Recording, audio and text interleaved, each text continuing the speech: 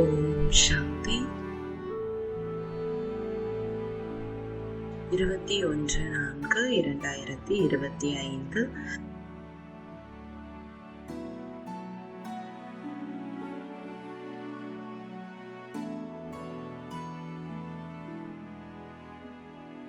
இனிமையான குழந்தைகளே, உங்களுக்கு சக்தி கொடுப்பதற்காக தந்தை வந்திருக்கிறார். நீங்கள் ஆத்ம அபிமானியாக இருந்து புத்தியின் தொடர்பை ஒரு தந்தையிடம் கொண்டு சென்றால் உங்களுக்கு சக்தி கிடைத்து கொண்டே இருக்கும்.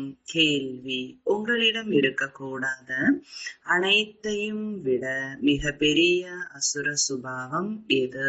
பதில்: அமைதியற்ற தன்மையை பரப்புவதே அனைத்தையும் விட மிக பெரிய அசுர சுபாவம் ஆகும். அமைதியற்ற தன்மையை பரப்புபவர்கள் மூலமாகத்தான் மனிதர்கள் தொல்லை அடைகின்றனர்.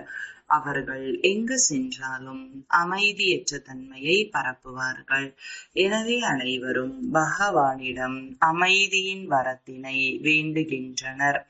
பாடல்: தீபத்திற்கும் புயலிற்கும் நடுவில் நடக்கும் யுத்தத்திற்கான கதை இது.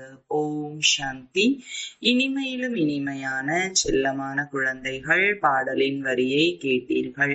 இந்த பாடல் பக்தி மார்க்கத்திற்கானது. பிறகு அதனை ஞானத்திற்காக மாற்றம் செய்யப்பட்டிருக்கிறது. வேறு யாரும் இந்த மாதிரி மாற்ற முடியாது. தீபம் என்பது என்ன, புயல் என்பது என்ன என்பதை உங்களில் கூட வரிசைப்படியான முயற்சியின் அடிப்படையில் அறிந்து கொள்ள முடியும். ஆத்மா எனும் தீபம் மங்கிவிட்டது. தீபத்தை பிரகாசப்படுத்துவதற்காக இப்பொழுது தந்தை வந்திருக்கிறார் என குழந்தைகள் புரிந்துள்ளீர்கள். யாரேனும் இறந்துவிட்டால் அருகில் தீபத்தை ஏற்றுகிறார்கள். அதை மிக கவனமாக பார்த்து கொள்கிறார்கள். ஒருவேளை தீபம் அணைந்து விட்டால் ஆத்மாவானது இருளில் செல்ல வேண்டியதாகும் என தீபத்தை ஏற்றுகிறார்கள். சத்தியுகத்தில் இந்த மாதிரியான விஷயங்கள் கிடையாது. அங்கு வெளிச்சத்தில் இருப்பார்கள். பசி என்பதற்கான விஷயம் கிடையாது. அங்கு பொக்கிஷங்கள் பெரிய அளவில் கிடைத்திருக்கும். இங்கு ஆழ்ந்த இருள் இருக்கின்றது. கெட்டு போன உலகம். அனைத்து ஆத்மாக்களின் தீபமானது மங்கிவிட்டது. அதிகமாக உங்களுடைய தீபம் மிகவும் மங்கிவிட்டது. குறிப்பாக தந்தை உங்களுக்காக வந்திருக்கிறார். உங்களுடைய தீபம் மங்கிவிட்டது. இப்பொழுது சக்தி எங்கிருந்து கிடைக்கும்? சக்தி தந்தையிடமிருந்து மட்டுமே கிடைக்கும் என குழந்தைகள் அறிந்துள்ளீர்கள். கரண்ட் அதிகமானால் பல்பில் வெளிச்சம் அதிகமாக கிடைக்கும். இப்பொழுது நீங்கள் மிக பெரிய எந்திரத்தின் மூலமாக கரண்ட் அடைகிறீர்கள். மும்பை போன்ற பெரிய நகரங்களில் பெரிய மனிதர்கள் இருக்கிறார்கள். ஆகவே அதிகமாக கரண்ட் தேவைப்படும். எனவே அவசியம் பெரிய மெஷின் தேவை. இது எல்லையற்ற விஷயம். முழு உலகத்தை சார்ந்த ஆத்மாக்களின் தீபம் மிகவும் மங்கிவிட்டது. அவர்களுக்கு சக்தி கொடுக்க வேண்டும். புத்தியின் தொடர்பை தந்தையிடம் ஈடுபடுத்துங்கள். இதுவே முக்கியமான விஷயம் என தந்தை புரிய வைக்கிறார். ஆத்ம உணர்வுடையவராக ஆகுங்கள். முழு உலகத்தை சார்ந்த ஆத்மாக்களின் தீபம் மிகவும் மங்கிவிட்டது. அவர்களுக்கு சக்தி கொடுக்க வேண்டும். புத்தியின் தொடர்பை தந்தையிடம் ஈடுபடுத்துங்கள். இதுவே முக்கியமான விஷயம் என தந்தை புரிய வைக்கிறார். ஆத்ம உணர்வுடையவராக ஆகுங்கள். முழு உலகத்தை சார்ந்த தூய்மையற்ற மனிதர்களை தூய்மையாக ஆக்க அனைவருடைய தீபத்தையும் பிரகாசப்படுத்துவதற்காக தந்தை வந்திருக்கிறார். ஆக எவ்வளவு பெரிய தந்தையாக இருக்கிறார்! முழு உலகத்தை சார்ந்த மனிதர்களின் ஆத்ம தீபத்தை ஏற்றுகிறார். தந்தை யார், எப்படி தீபத்தை ஏற்றுகிறார் என யாருக்கும் தெரியாது. அவரை ஜோதி சொரூபம் என்றும் கூறுகின்றனர். பிறகு சர்வ வியாபி என்றும் கூறுகின்றனர். ஜோதி சொரூபமான தந்தையை அழைக்கின்றனர். ஏனென்றால் ஆத்ம தீபமானது மங்கிவிட்டது. அகண்ட ஜோதியின் காட்சியும் கிடைக்கிறது. மிக பிரகாசமான ஒளியின் காட்சி அர்ஜுனருக்கு கிடைத்ததாகவும் அவரால் பொறுத்து கொள்ள முடியவில்லை எனவும் காட்டப்பட்டு இருக்கிறது. அதிக சக்தி இருந்தது. இப்பொழுது இந்த விஷயங்களை குழந்தைகள் நீங்கள் மட்டுமே அறிந்துள்ளீர்கள். அனைவருக்கும் நீங்கள் ஆத்மா என புரிய வைக்க வேண்டும். ஆத்மாக்கள் மேலே இருந்து இங்கு வருகின்றது. முதலில் ஆத்மா தூய்மையாக இருந்த பொழுது அதில் சக்தி இருந்தது, சதோ பிரதானமாக இருக்கிறது. பொற்கால உலகத்தில் ஆத்மாக்கள் தூய்மையாக இருந்தன. பிறகு தூய்மையற்றதாக ஆகிவிடுகிறது. தூய்மையற்ற நிலையை அடைந்தவுடன் இறை தந்தையை அழைக்கின்றனர். எங்களை விடுதலை செய்யுங்கள், துக்கத்திலிருந்து காப்பாற்றுங்கள் என வேண்டுகின்றனர். விடுதலை செய்வதும் தூய்மையாக ஆக்குவதும் இரண்டும் வெவ்வேறு விஷயங்கள் ஆகும். யார் மூலமாகவோ தூய்மையற்ற நிலையை அடைந்தனர். எனவே பாபா, வாருங்கள், விடுதலை செய்யுங்கள், தூய்மையாக ஆக்குங்கள், இங்கிருந்து சாந்தி தாமத்திற்கு அழைத்து செல்லுங்கள், அமைதிக்கான வரத்தை கொடுங்கள் என கேட்கின்றனர். இங்கு அமைதியாக இருக்க முடியாது. அமைதியானது சாந்தி தாமத்தில் மட்டுமே இருக்கும் என தந்தை புரிய வைக்கிறார். சத்யுகத்தில் ஒரு தர்மம், ஒரு அரசாங்கம் இருந்த பொழுது அமைதி இருக்கும். எந்த குழப்பமும் இல்லை. இங்கு மனிதர்கள் அமைதியற்ற தன்மையின் காரணமாக தொல்லை அடைகிறார்கள். ஒரே வீட்டிற்குள் எத்தனை சண்டைகள் ஏற்படுகிறது. கணவன் மனைவிக்கு இடையே சண்டை ஏற்பட்டால் தாய், தந்தை, குழந்தைகள், சகோதரன், சகோதரி அனைவரும் தொல்லை அடைகிறார்கள். அமைதியற்ற மனிதர்கள் எங்கு சென்றாலும் அமைதியற்ற தன்மையை பரப்புவார்கள். ஏனென்றால் அசுர சுபாவம் அல்லவா. சத்யுகம் சுகமான உலகம் என உங்களுக்கு தெரியும். அங்கு சுகம், அமைதி இரண்டும் இருக்கும். பரம்தாமத்தில் அமைதி மட்டுமே இருக்கும். எனவே இனிமையான அமைதியான வீடு என அழைக்கப்படுகிறது. உங்களுக்கு முக்தி வேண்டும் என்றால் தந்தையை நினைவு செய்யுங்கள் என முக்தி தாமம் வேண்டுபவர்களுக்கு இதை மட்டும் புரிய வையுங்கள். முக்திக்கு பிறகு ஜீவன் முக்தி அவசியம் ஏற்படும். முதலில் ஜீவன் முக்தியில் இருந்து பிறகு வாழ்க்கையின் பந்தனத்தில் வருகின்றனர். பாதி பாதி கால அளவாகும். சதோ பிரதானத்திலிருந்து சதோ, ரஜோ, தமோ நிலைக்கு அவசியம் வர வேண்டும். கடைசியில் ஓரிரு பிறவிகள் எடுப்பவர்களால் அப்படி என்ன சுகம், துக்கத்தை அனுபவிக்க முடியும்? நீங்கள் தான் முழுமையாக அனுபவம் செய்கிறீர்கள். இத்தனை பிறவிகள் சுகத்தையும் இத்தனை பிறவிகள் துக்கத்தையும் அடைகிறோம் என்பதை நீங்கள் அறிந்துள்ளீர்கள். மற்ற தர்மங்கள் புதிய உலகத்தில் வர முடியாது. அவர்களுடைய பங்கு பிற்காலத்தில் தான் ஏற்படுகிறது. புதிய கண்டமாக இருக்கும் பொழுது அவர்களுக்கு அது புதிய உலகம் போன்று இருக்கும். புத்த கண்டம், கிறிஸ்தவ கண்டம் புதியது போல இருந்தது அல்லவா? அவர்களும் சதோ, ரஜோ, தமோ நிலையை அடைந்தாக வேண்டும். மரத்திலும் அவ்வாறு ஏற்படும் அல்லவா? கொஞ்சம் கொஞ்சமாக வளர்ச்சி அடையும். முதலில் உருவாகி பிறகு கீழே வந்துவிடும். மரத்தில் புது புது இலைகள் எவ்வாறு உருவாகும் என பார்த்து இருப்பீர்கள் அல்லவா? சின்னஞ்சிறிய பசுமையான இலைகள் முளைத்து பிறகு மலர்கள் உருவாகும். புதிய மரம் மிகவும் சிறியதாக இருக்கும். புதிய விதைகள் தூவப்பட்டு பிறகு நன்றாக பராமரிக்கவில்லை என்றால் பட்டு போய்விடும். நீங்களும் நன்றாக பராமரிக்கவில்லை என்றால் இந்த மரம் வாடி போய்விடும். தந்தை வந்து மனிதனிலிருந்து தேவதையாக ஆக்குகிறார். பிறகு இதிலும் வரிசைப்படியாக ஆகின்றனர். ராஜ்யம் உருவாகிறது அல்லவா? அநேகர் தோல்வி அடைகிறார்கள். குழந்தைகளின் நிலையை பொறுத்து தந்தையின் அன்பு கிடைக்கிறது. சில குழந்தை குழந்தைகளுக்கு வெளிப்படையாக அன்பு செலுத்த வேண்டி உள்ளது. பாபா, நாங்கள் தோல்வியடைந்து தூய்மையற்றவர் ஆகிவிட்டோம் என சிலர் எழுதுகிறார்கள். அவர்களை யார் கை தூக்கி விட முடியும்? அவர்கள் தந்தையின் உள்ளத்தில் அமர முடியாது. தூய்மையானவர்களுக்கு தான் பாபா ஆஸ்தி கொடுக்க முடியும். ஆரம்பத்தில் ஒவ்வொருவரிடமும் முழு விபரத்தை கேட்டு கணக்குகள் வாங்கப்பட்டது. எப்படி மனநிலையோ அதற்கேற்ப அன்பு கிடைத்தது. மேலோட்டமாக அன்பு செலுத்தப்பட்டது. ஆனால் முற்றிலும் புத்தியற்றவராக, சேவை செய்யாதவராக இருக்கின்றனர் என உள்ளுக்குள் தெரியும். சிந்தனை வரத்தான் செய்யும் அல்லவா? அஞ்ஞான உலகத்தில் கூட மகன் நன்றாக சம்பாதித்தால் தந்தை மிகவும் அன்பாக சந்திப்பார். அந்த அளவிற்கு சம்பாதிக்கவில்லை என்றால் தந்தையின் அன்பு அந்த அளவு ஏற்படாது.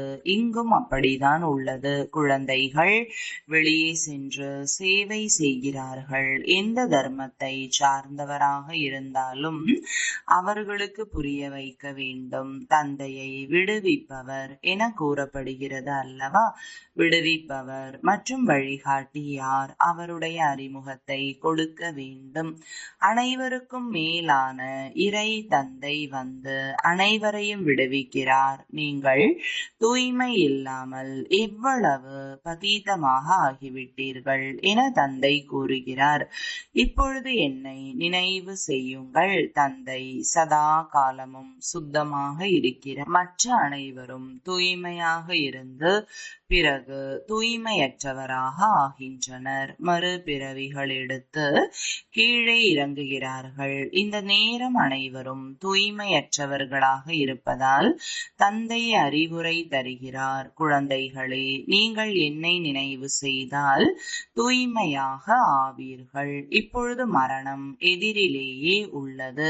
பழைய உலகத்தின் இது கடைசி நேரமாகும். மாயையின் ஆடம்பரம் எவ்வளவு இருக்கிறது! எனவே மனிதர்கள் இதை சொர்க்கம் என நினைக்கிறார்கள். விமானம், மின்சாரம் போன்றவைகள் எவ்வளவு இருக்கிறது! இவை அனைத்தும் மாயையின் ஆடம்பரங்கள். இவை முடிந்துவிடும். பிறகு சொர்க்கம் ஸ்தாபனை ஆகும். இந்த மின்சாரம் போன்றவைகள் அனைத்தும் சொர்க்கத்தில் வரும். இதை பற்றி நன்கு தெரிந்தவர்கள் அங்கு தேவைப்படுவார்கள் அல்லவா? இல்லை என்றால் சொர்க்கத்தில் இவை எப்படி வர முடியும்? உங்களிடத்தில் மிகவும் நல்ல கலை நுட்பம் தெரிந்தவர்கள் வருவார்கள். உங்களுடைய பிரஜைகளாக வருவார்கள். அவர்கள் ராஜ்யத்தில் வரமாட்டார்கள். பொறியியல் படித்த நல்ல திறமையானவர்கள் உங்களிடம் வருவார்கள். இந்த நவீன கலைகள் வெளிநாட்டிலிருந்து இங்கு வருகிறது. ஆக நீங்கள் அவர்களுக்கும் சிவபாபாவின் அறிமுகத்தை கொடுக்க வேண்டும். தந்தையை நினைவு செய்யுங்கள். நீங்கள் நினைவில் இருப்பதற்கு மிகவும் முயற்சி செய்ய வேண்டும். இதில்தான் மாயையின் புயல் அதிகமாக வருகிறது. மனதால் என்னை மட்டுமே நினைவு செய்யுங்கள் என தந்தை கூறுகிறார். இது நல்ல விஷயம் அல்லவா? கிறிஸ்துவும் அவருடைய படைப்புதான். பரமாத்மா மட்டுமே படைப்பவர் ஆவார். மற்ற அனைவரும் படைப்புகள். ஆஸ்தியானது படைப்பவர் மூலமாக கிடைக்கிறது. இந்த மாதிரியான நல்ல விஷயங்களை எழுதி கொள்ள வேண்டும். அனைவரையும் துக்கத்திலிருந்து விடுவிப்பதே தந்தையின் முக்கிய கடமை. அவர்தான் சுகதாமம் மற்றும் சாந்தி தாமத்தின் கதவுகளை திறக்கிறார். ஹே விடுவிப்பவரே, துக்கத்திலிருந்து விடுவித்து எங்களை சாந்தி தாமம், சுகதாமத்திற்கு அழைத்து செல்லுங்கள் என அவரை அழைக்கிறார்கள். இங்கு சுகதாமம் இருந்த பொழுது மற்ற ஆத்மாக்கள் சாந்தி தாமத்தில் இருப்பார்கள். தந்தை சொர்க்கத்தின் கதவுகளை திறக்கிறார். ஒன்று, புதிய உலகிற்கான கதவு. இரண்டாவது, சாந்தி தாமத்தின் கதவு. இந்த இரண்டையும் திறக்கிறார். எந்த ஆத்மாக்கள் தூய்மையற்றதாக ஆகிவிட்டனவோ அவர்களுக்கு தந்தை ஸ்ரீமத் தடுகிறார். தன்னை ஆத்மா என புரிந்து என்னை நினைவு செய்தால் உங்களுடைய பாவங்கள் நீங்கிவிடும். யாரெல்லாம் முயற்சி செய்கின்றார்களோ அவர்கள் தனது தர்மத்தில் உயர்ந்த பதவியை அடைவார்கள். முயற்சி செய்யவில்லை என்றால் குறைவான பதவியை அடைவார்கள். நல்ல நல்ல விஷயங்களை எழுதி வைத்து கொண்டால் சரியான நேரத்தில் பயன்படும். சிவபாபாவின் காரியத்தை நாங்கள் உங்களுக்கு சொல்கிறோம் என கூறுங்கள். இறை தந்தையான சிவனின் செயல்களை பற்றி கூறுவதற்கு இவர்கள் யார் என கேட்பார்கள். நீங்கள் அனைவரும் ஆத்ம ரூபத்தில் சகோதரர்கள் என சொல்லுங்கள். பிறகு பிரஜாபிதா பிரம்மாவின் படைப்பாக ஆகும் பொழுது சகோதரன் சகோதரி ஆகிறார்கள். இறை தந்தையை விடுவிப்பவர் வழிகாட்டி என கூறப்படுகிறது. அவருடைய காரியத்தை நாங்கள் உங்களுக்கு கூறுகிறோம். இறை தந்தை எங்களுக்கு கூறியிருக்கிறார், அதையே நாங்கள் உங்களுக்கு கூறுகிறோம். குழந்தைகள் தந்தையை வெளிப்படுத்துவார்கள். இதை புரிய வைக்க வேண்டும். ஆத்மா சின்னஞ்சிறிய நட்சத்திரமாக இருக்கிறது. இதை கண்களால் பார்க்க முடியாது. திவ்யமான பார்வையால் தான் பார்க்க இயலும். புள்ளியாக இருப்பதால் பார்ப்பதில் என்ன லாபம் இருக்கிறது? தந்தையும் அவ்வாறு புள்ளியாக இருக்கிறார். அவர் பரமாத்மா என அழைக்கப்படுகிறார். ஆத்மா ஒரே ரூபத்தில் தான் இருக்கிறது, ஆனால் அவர் சுப்ரீமாக இருக்கிறார். ஞானக்கடலாக, ஆனந்த கடலாக, விடுவிப்பவராக மற்றும் வழிகாட்டியாக இருக்கிறார். அவருக்கு அதிகமான புகழ் பாடப்பட வேண்டும் அல்லவா? தந்தை வரும் பொழுதுதான் அனைவரையும் அழைத்து செல்ல முடியும். அவர் வந்து ஞானத்தை தருவார். ஆத்மா எந்த அளவிற்கு சிறிய புள்ளியாக இருக்கிறதோ அந்த அளவே நானும் இருக்கின்றேன். ஞானத்தை ஒரு ஷரீரத்தில் பிரவேசமாகி கொடுக்கிறேன். ஆத்மாவின் அருகில் வந்து அமர்கிறேன். என்னிடத்தில் சக்தி இருக்கிறது. ஷரீரம் கிடைத்தவுடன் அதிகாரம் வந்து விடுகிறது. இவருடைய ஷரீரத்தின் மூலம் வந்து புரிய வைக்கிறேன். இவரை தான் ஆதாம் என கூறப்படுகிறது. ஆதாம் என்பவர் முதல் மனிதர் ஆவர். மனித வம்சம் ஏற்படுகிறது அல்லவா? இவர் தாய் தந்தையாக ஆகிறார். இவர் மூலமாக படைப்பு உருவாகிறது. இவர் பழைய நிலையில் இருப்பதால் தத்தெடுக்கப்படுகிறது. இல்லை என்றால் பிரம்மா எங்கிருந்து வர முடியும்? பிரம்மாவின் தந்தையின் பெயரை யாரேனும் கூற முடியாது அல்லவா? பிரம்மா, விஷ்ணு, சங்கர் இவர்கள் அனைவரும் யார் மூலமாகவோ படைக்கப்பட்டவர்கள் தானே. ஆக படைப்பவர் ஒருவர் மட்டுமே. தந்தை இவரை தத்தெடுத்திருக்கிறார். இதை சிறிய குழந்தைகள் கூறினால் இது மிகப்பெரிய ஞானமாக உள்ளது என கூறுவார்கள். எந்த குழந்தைகளுக்கு நன்கு தாரணை ஏற்படுகிறதோ அவர்களுக்கு மிகவும் மகிழ்ச்சி இருக்கும். ஒரு பொழுதும் சோர்வு ஏற்படாது. யாரேனும் புரிந்து கொள்ளாமல் இருந்தால் சோம்பலில் முறித்து கொள்வார்கள். இங்கு உங்களுக்கு ஒரு பொழுதும் சோம்பல் வரக்கூடாது. வருமானத்தின் நேரத்தில் ஒருபோதும் சோம்பல் வராது. வாடிக்கையாளர் வரவில்லை என்றால் வியாபாரம் மந்தமாக இருக்கும், சோம்பல் ஏற்படும். இங்கு கூட தாரணை ஏற்படாமல் போய்விடுகிறது. சிலருக்கு முற்றிலும் புரியவில்லை. ஏனென்றால் தேக அபிமானம் இருக்கிறது.